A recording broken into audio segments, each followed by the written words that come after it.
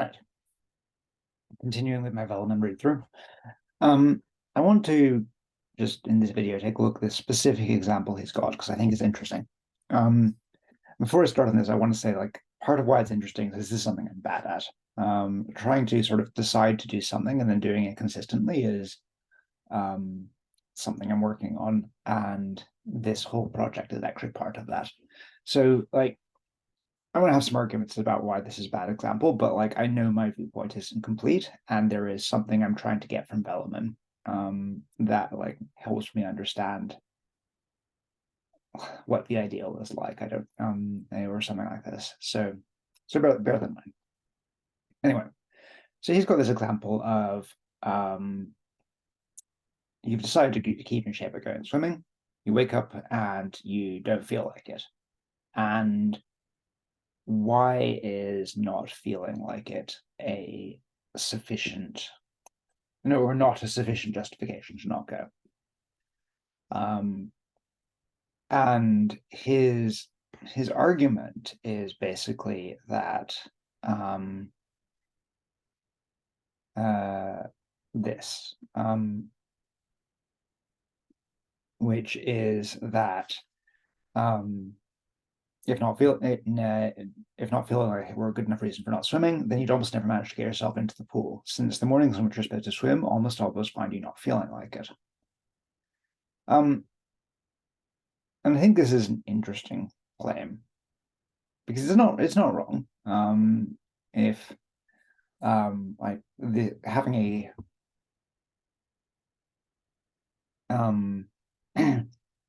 if you have some resistance to, or if you treat having some resistance to doing a thing as sufficient reason unto itself to not do the thing, then you will often find yourself not doing the thing. And I have failed many exercise programs this way, so I acknowledge the validity of this. But also, if you find yourself like what he's describing is quite a strong resistance.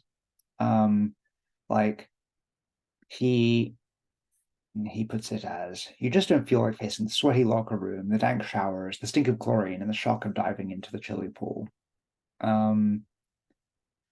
You sniffle a few times, hoping for some signs of congestion. You lift your head looking out a window, hoping for a blizzard, etc., etc. Like, this isn't a version of I don't feel like it that means no, that is for like some mild resistance. This is like really hating the idea of going swimming. So I think like one reasonable point to make here is like if you hate the idea of going swimming, why the fuck have you picked swimming as your choice of exercise? And one of the reasons to reject this idea that you can decide to do a thing and then just essentially force yourself through this repeated pattern of not wanting to do the thing is that it results in you just having a bad time constantly. It's like if you have this level of resistance to doing something you've decided to do, then you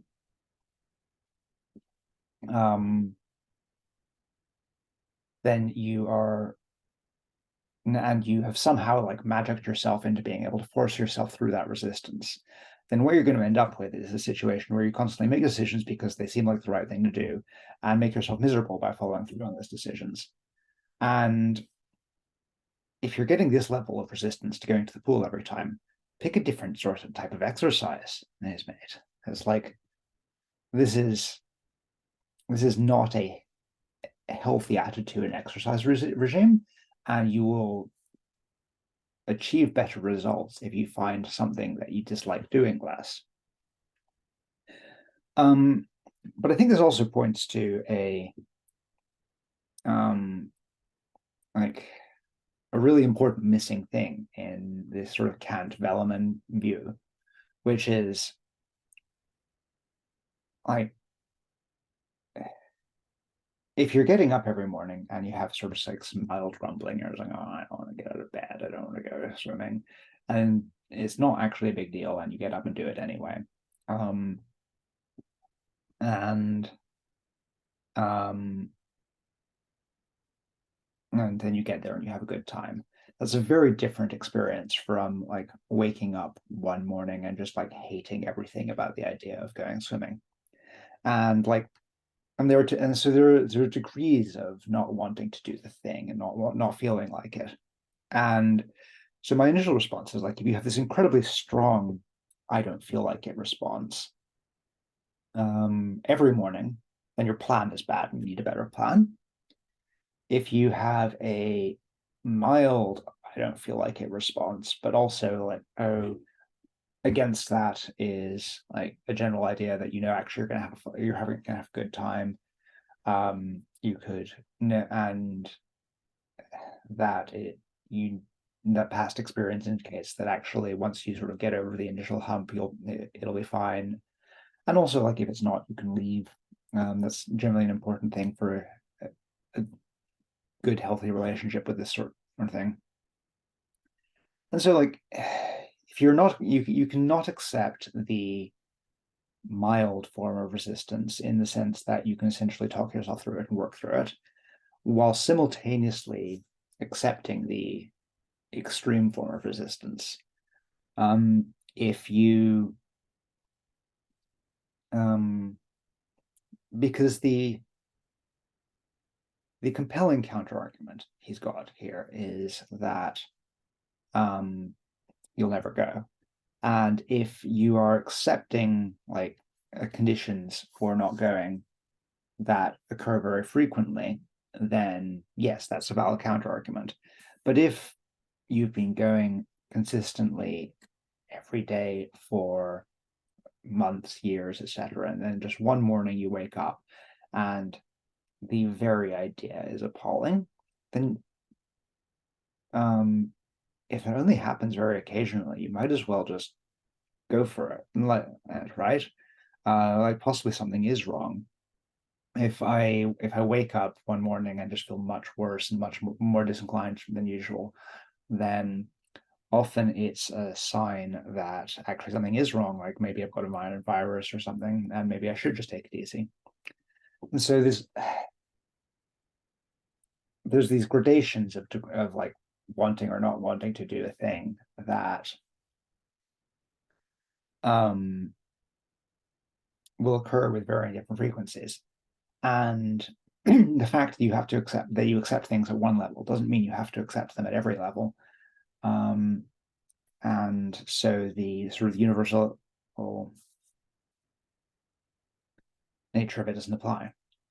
And I do agree that there should be some resistance to accepting the idea that I don't feel like it is a valid answer, but like I think that it's not a foregone conclusion that you should reject the feeling, among other reasons, because I find that feelings will get stronger if you ignore them a lot of the time.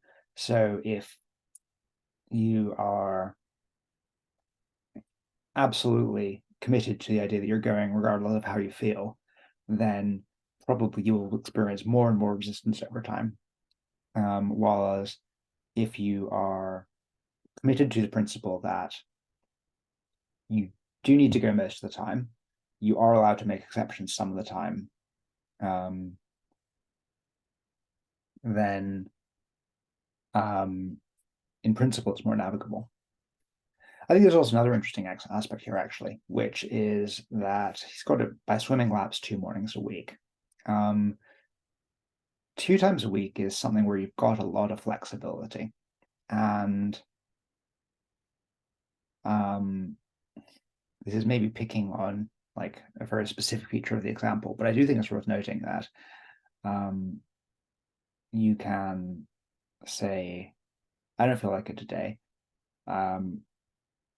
I will go tomorrow if things haven't gotten worse by then, or if things are better by then. So I think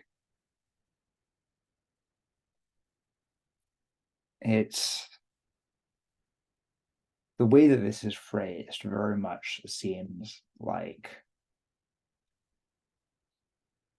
what he's describing is a person who has come up with a bad plan and is naturally experiencing some resistance to that plan because of the fact that it's something that he doesn't want to do and he's not built any flexibility into it. And that working with that resistance, I think, is actually like going to produce much better outcomes than trying to just run roughshod over it.